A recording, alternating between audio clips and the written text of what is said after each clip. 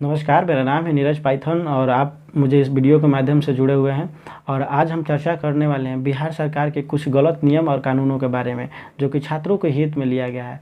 और यह बात बताया गया है कि छात्रों के हित के लिए यह बात सही है, जबकि यह बात ऐसा बिल्कुल भी नहीं है और छात्रों के हित में यह बात बिल्कुल भी नहीं लागू होती है। जैसे कि छात्रों की उपस्थिति 10+2 हो, 10th हो या ग्रेजुएशन तक के बच्चों के लिए यूनिवर्सिटी, कॉलेज और स्कूल में 75% अनिवार्य कर दिया गया। अर्थात 365 दिन में 225 दिन बच्चों को स्कूल, कॉलेज और यूनिवर्सिटी में देना पड़ेगा।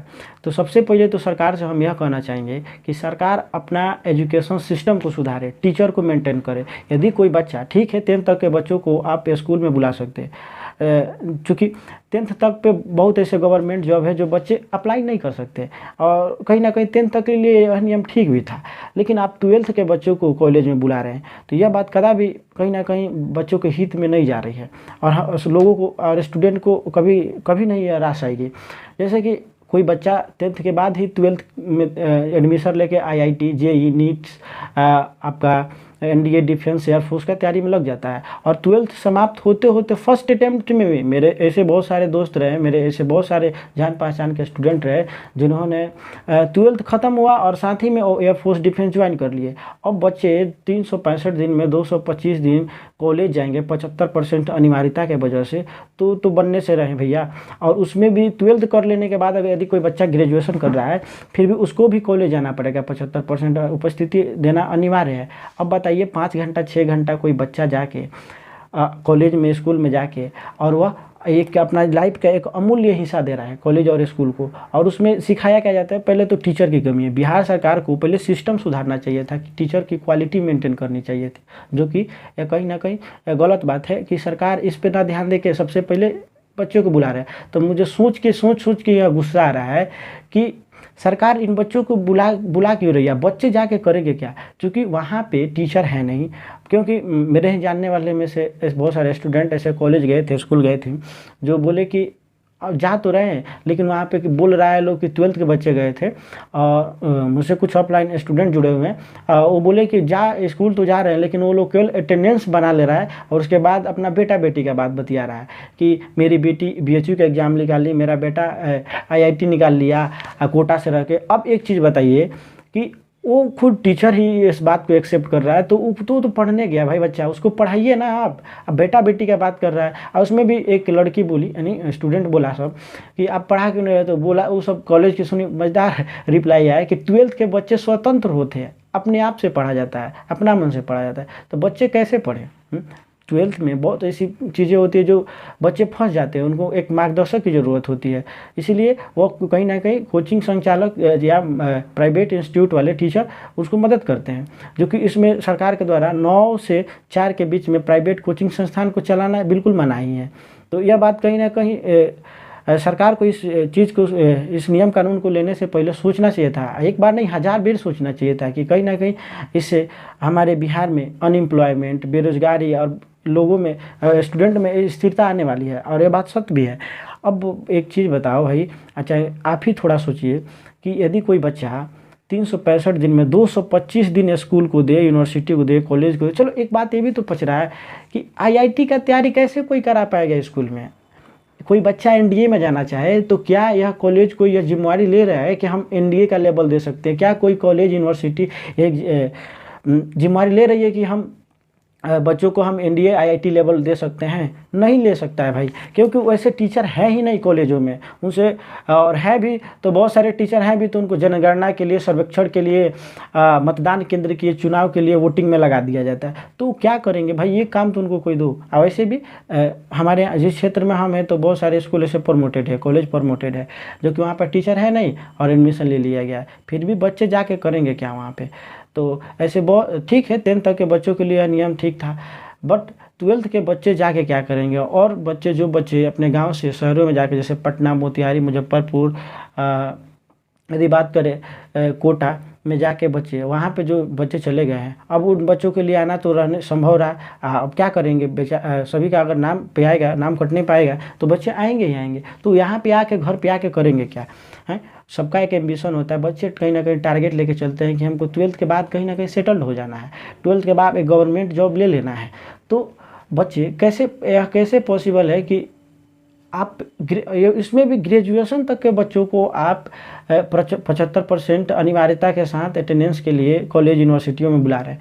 यदि बच्चे 75% उपस्थिति दर्ज कराने जाए, उसमें भी कॉलेज में बिहार का कोई सा यूनिवर्सिटी नहीं होगा, पटना यूनिवर्सिटी को छोड़ के, कि जो कॉलेज को बढ़िया से चाहे अपना पूरा सेशन बढ़िया से कंप्लीट करता, उसमें भी ग्रेजुएशन कंप्लीट 3 साल का कोर्स होता है। और बिहार में हर एक यूनिवर्सिटी लेट चलता है, 5-5 साल 6-6 साल यूनिवर्सिटी लगा देती है, सेशन को लेट कर देती है। तो बच्चे क्या करेंगे इसमें? और ग्रेजुएशन कंप्लीट करने में ही 25 माफ करिएगा, लगभग तो 20 से 23 साल के आसपास लग ही जाता है। अब बताइए, जो बच्चे 23 साल तक, तो यूनिवर्सिटी से निकलने के बाद उनको पता चले कि हम बीपीएससी का तैयारी करना है भैया, स्टेट पीसीएस का तैयारी करना है, जनरल कंपटीशन का तैयारी करना है, हमको एयरफोर्स का तैयारी करना है, तो बहुत सारे ऐसे यूनिवर्सिटी कंप्लीट होने में 22-23 साल लग जाते हैं। उसमें भी सेशन लेट देता है। चलो उसकी बात ही हम नहीं करते हैं। 21 साल में बहुत ऐसे वैकेंसियाँ होती है, सरकारी गवर्नमेंट जॉब होती है जो कि 21 साल में ही बंद हो जाती है, मतलब कि उसके बाद एलिजिबल बच्चे नहीं हो सकते। तो यह कैसे पॉसिबल है कि बच्चे कॉलेज जाके और उस लेवल की, ना ही आईआईटी लेवल का आप कॉलेज कोई तैयारी करा सकता है, ना ही एनडीए लेवल का, फिर भी बच्चों के हित में नियम ना लेके कहीं ना कहीं उनके भविष्य के साथ खिलवाड़ किया जा रहा है। और रही बात ग्रेजुएशन तक, अगर कोई बच्चा स्कूल में जाए 75% अटेंडेंस को अनिवार्यता के नियम के साथ, तो 20 मान के चलते 20 से 22 साल, और यह बात भली भांति सरकार जानती है कि कोई बच्चा बिहार में 20 से 22 साल की हो जाता है तो परिवार वाले उसकी शादी करा देते हैं। चलो ठीक है, शादी तो एक उन लोगों का पर्सनल मैटर हो गया। 20 से 22 साल में अधिकांशतः बिहार लोअर क्लास के फैमिली रहती हैं, और बच्चे परिवार की माँ बाप उतना सक्षम नहीं होते हैं कि 30 साल के आसपास तक उन लोग को पढ़ा सके। 20 साल 22 साल दे दे माता पिता, उनके एजुकेशन पे वही काफ़ी है।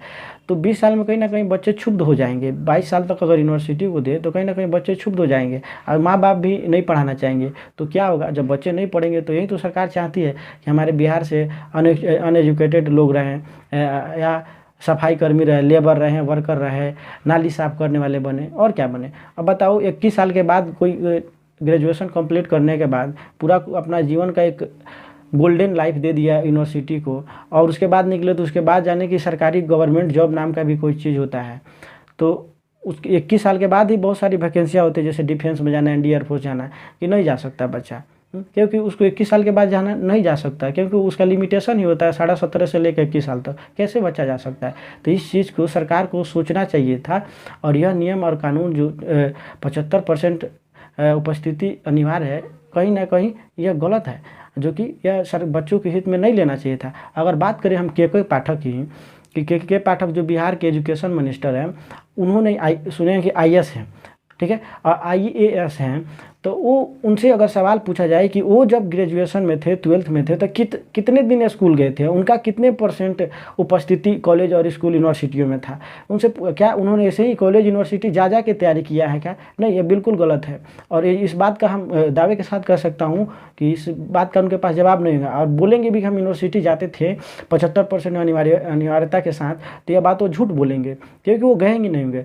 तो यह कहीं ना कहीं हमारे बिहार में, एक बिहार के बच्चों के लिए, चाहे कह सकते हैं हमारे छात्र एवं छात्राओं के लिए, कहीं ना कहीं यह नियम जो था, जो है बिल्कुल गलत है, जो कि सरकार को इस पर मंथन करके सोचना चाहिए। तो सरकार को तो सबसे पहले इस पर सोचना चाहिए।